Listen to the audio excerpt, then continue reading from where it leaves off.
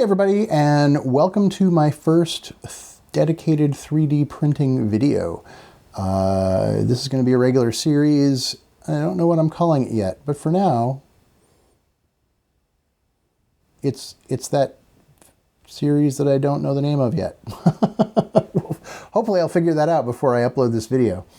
I just wanted to talk in this sort of inaugural episode. I wanted to talk a little bit about why I got a 3D printer, my decision-making process in choosing this particular printer, and how I feel about it so far. So let's jump right into it.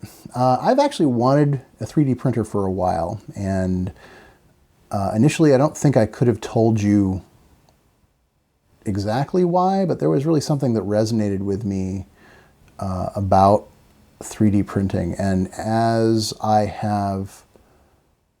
I was researching it, and now that I've gotten it, I realized what it was, and that is I've always had an interest in model making, sort of from a scratch building perspective, and I've never been good at it. When forced, I can build things out of things. So I have done work in wood, and I've done work in plastic and PVC and all kinds of things, but it's not something that at this point I feel like it comes to me naturally. It seems like it takes me longer to do anything related to that than it should.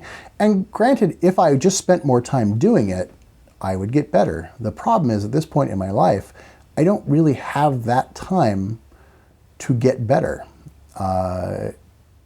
So whereas my painting has been a very consistent thing in my life over the years, and I got to a point where I could do it to make a living, and then because I'm doing it for a living, I continue to improve, that process just continues on, which is great.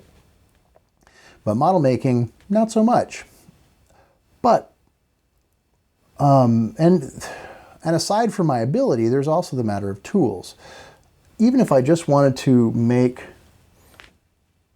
let's say, this base, for example. It's a pretty simple shape. It's mostly a square, but there's also a little bit of a curve where the bottom of the plinth goes into the main body of the plinth. And let's just say I wanted to make this. Seems like it would be the easiest thing in the world. I'm not even sure what I would need to do that curve and to get it nice and precise and smooth. And so there would be a period of research, and then I would have to buy a tool, I imagine, that would do that and figure out how to use the tool. And I'm sure my first my first attempts would be inaccurate at best. But with a 3D printer, I was able to knock this out and keep in mind, my knowledge of 3D design tools is pretty minimal. I've spent some time using SketchUp over the years, but a handful of times a year, but I was able to pick that up pretty quickly. And this was created initially in 123D Design from Autodesk, which is a nice free program. And created this in minutes, and then it printed in about an hour. And what I got was, a little rough, but then I was able to finish it up with sandpaper and primer, which is exactly what you would do if this was metal, for example. Or even if it was plastic, there would still be, cleanup and sanding to do to make it nice and pretty. So I sort of shortcutted the whole figuring it out and tool process by utilizing the 3D printer, which for me is just amazing. But it's also interesting because most of the time when you see people talking about the 3D printers, they print something and maybe they assemble it and then they're done. And they, maybe set the thing on their shelf and they have this thing. But I'm looking at this as a model making tool where that is just part of the process, where I want to then finish those things and more than likely use them in gaming. So this has just sort of handed this ability to me that I had previously, but sped up the entire process. Now, keep in mind, it's not good for everything. My successes, and I'll show you this one in more detail in a minute, also have failures, like this little base. I thought, oh, you know what, I can make my own bases. And maybe I'll show you, see if I can show you close up. That's supposed to be a clean hex grid, and it is neither clean nor a hex grid. I have found uses for these though. But anyway, not everything has been successful. And this whole month since I've gotten it has been really just figuring out what it can and can't do, and what it can and can't do well. But let me talk about why I chose this printer. This is the LulzBot Mini. And first off, I had a budget of about $1,200, which right there is probably going to make a lot of you go, oh, well, I don't have that much money. And frankly, I didn't really either. I found a creative way to finance it. But knowing that that was my budget, because that's really the first thing you're going to have to do is decide how much you want to spend on one. And at this point, they start at around $300 and they continue to get cheaper. But anyway, at that level, I just wanted to see what was available to me. And, things you want to look at are like the resolution of the printer, which is usually done in the vertical steps, because each time, whenever you are printing something, it is just essentially creating a series of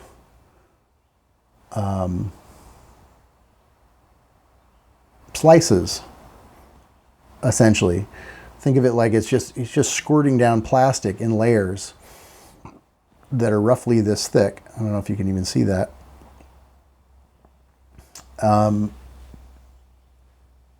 And so the thinner this is, the better your resolution. This one will do 50 micron layers is the smallest, which is really good. The low budget printers will generally only get to about 100 or 200 microns, micron being a thousandth, or a millionth of a meter. So 0.005 is 0.005 millimeters is what this will do.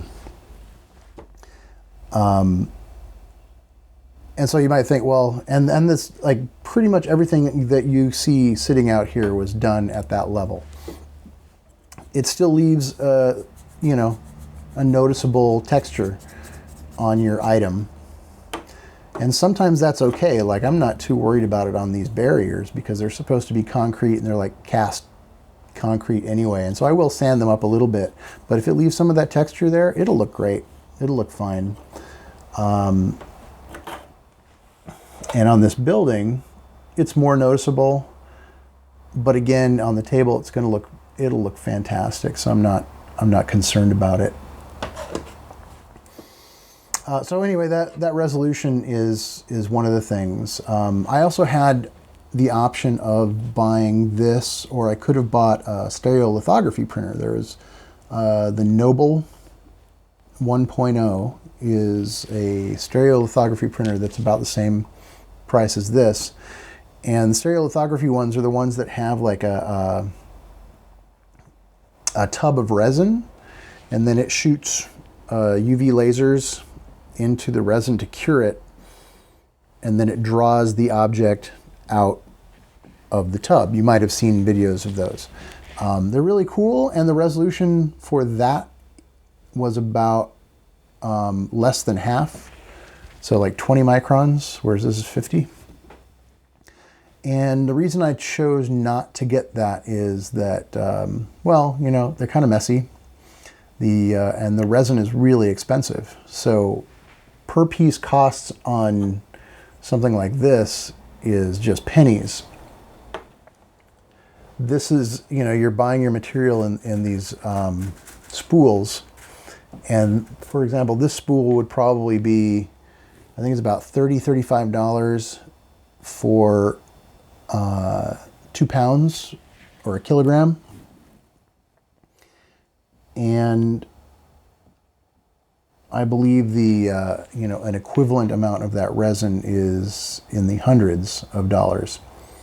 I might be a little off on that, but it is significantly higher. So I was a little concerned about the per piece cost since the, you know, since the startup cost for just having the machine was already so high. I didn't want to have the per piece cost being like, well, I could just go buy something already made. And that's actually a weird thing I was thinking about. Like, what would I get if I was going to spend $1,200 on terrain? And you could get a fair amount, but that would be it. You'd be done. It's like, this is this terrain, and it's not going to be anything else. And whereas this has multiple uses aside from just terrain, and you know, it's the limitation is only items that I can find or items that I can make in a 3D program, which is no limitation at all. The other thing was really, I could have gotten, you can actually get these a little cheaper if you are willing to build them yourself. And there's really cool reasons to do that. Because if you build it yourself, then you understand the machine inside and out. And I seriously considered building one. But then I realized that the building process was going to take a while. I actually watched a sort of time-lapse video of somebody building a pretty cool 3D printer. And it took them somewhere in the neighborhood of 40 hours to do it. And I also didn't want to have to rely on my own abilities to actually build it.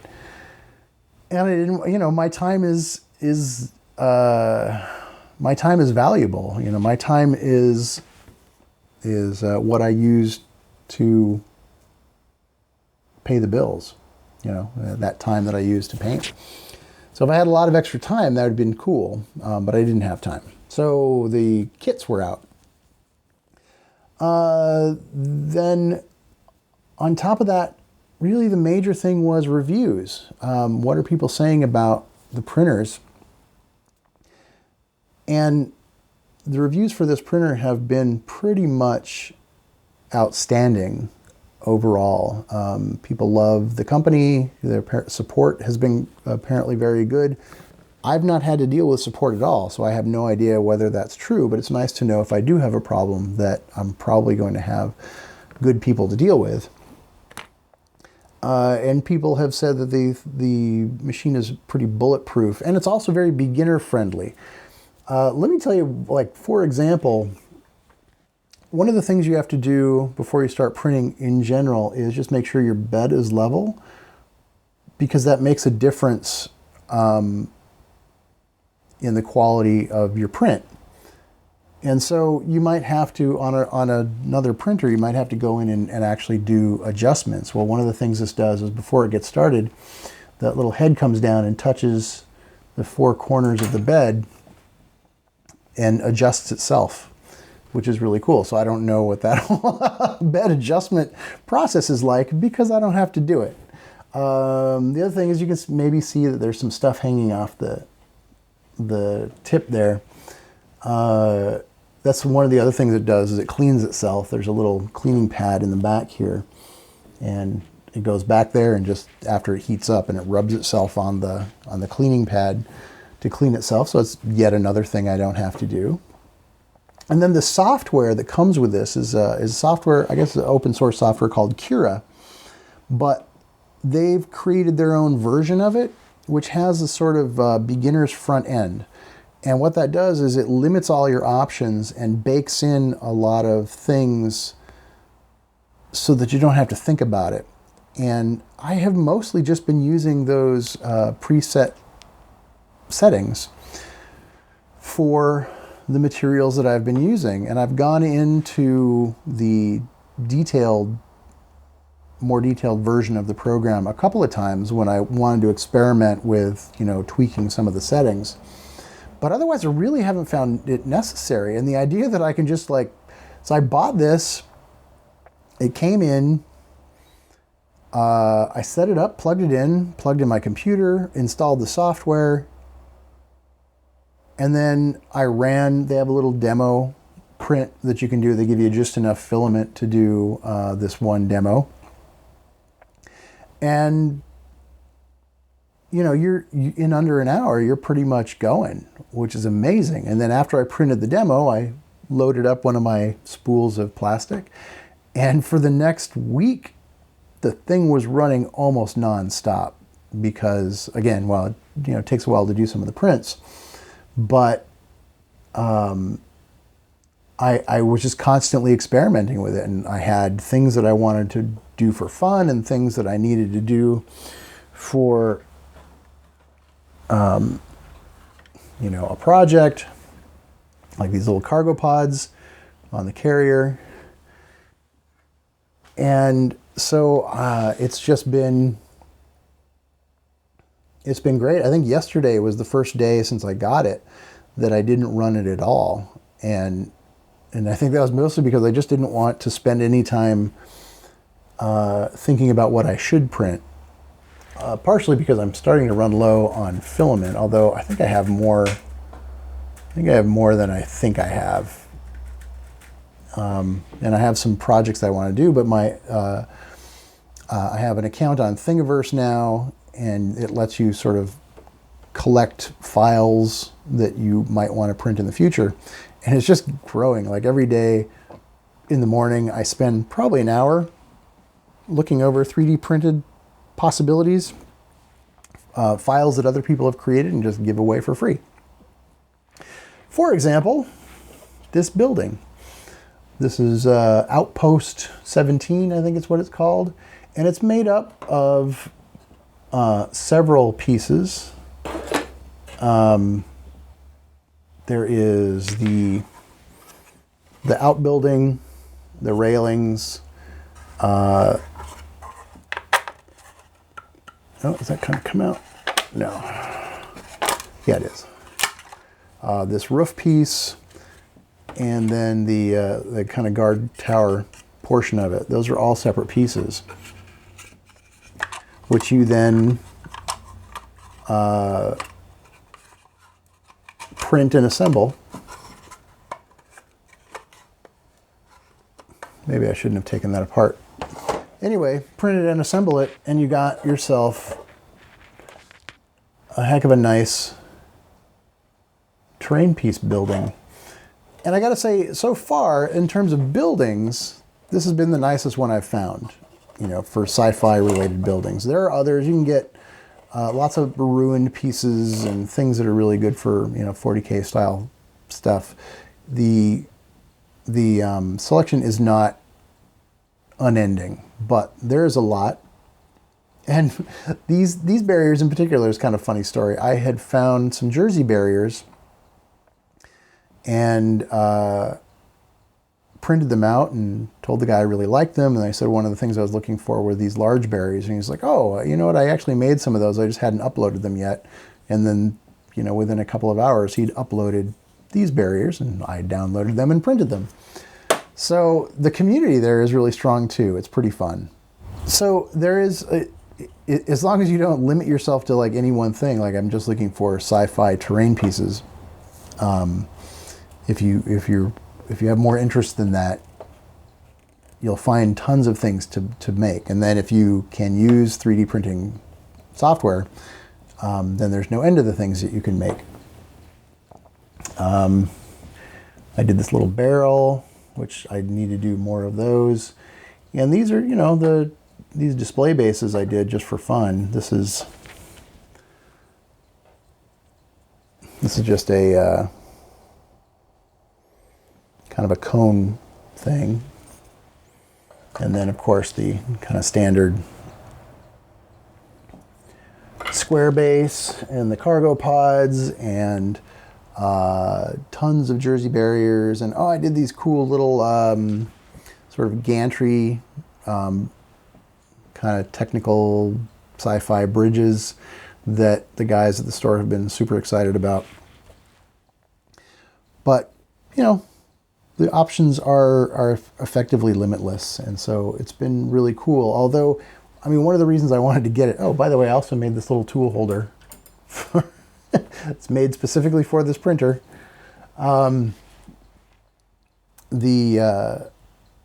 The original idea for me was to figure out a way to make this a part of my business, and I have not figured that out yet. But I also don't regret having bought it without doing that, because this excites me in a way that I can't even describe, and opens up so many possibilities for me to be able to do projects that I might not otherwise have done. Not saying I couldn't have done them, but I would have been limited by my ability, not my ability, but my drive and my tools, and this sort of, you know, just jumpstarts that whole process. So in the future, I will talk more about how I do things, what I've been doing, where to find things. I'll include some links in the description for some of the things that you've seen in this video, but future videos will get into more depth about, you know, like all the different pieces of this and how I went about printing them and why I did it that way. Because there are some kind of sometimes some little tricks that you can do to make things even better. But that's going to do it for now. I hope that you found this somehow useful, and definitely if you have any questions, leave them in the comments and I will answer them. I try to be super good about answering questions. If you want to see specific videos about the 3D printing process, or if I left something out because I'm just, you know, talking here as opposed to having a script, let me know. Again, that's what the comments are for. You can ask me questions and I will give you answers. And if the question requires more detail, you know, maybe I'll make a video about it. For those of you that don't know, I have a Patreon that I utilize to help support the making of these videos. I'm assuming that some of you are going to probably end up coming here because this says 3D printing on it somewhere. And maybe you haven't really looked at any of my other painting videos. If you're interested in supporting these videos, both these videos in particular, the 3D printing videos, but also my miniature painting videos, check out Patreon. And if you just want to, you know, thank me financially as a one-time thing, then look for a link up above as a way that you can just donate one time via YouTube.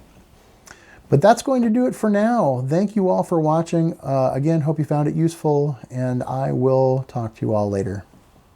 Bye.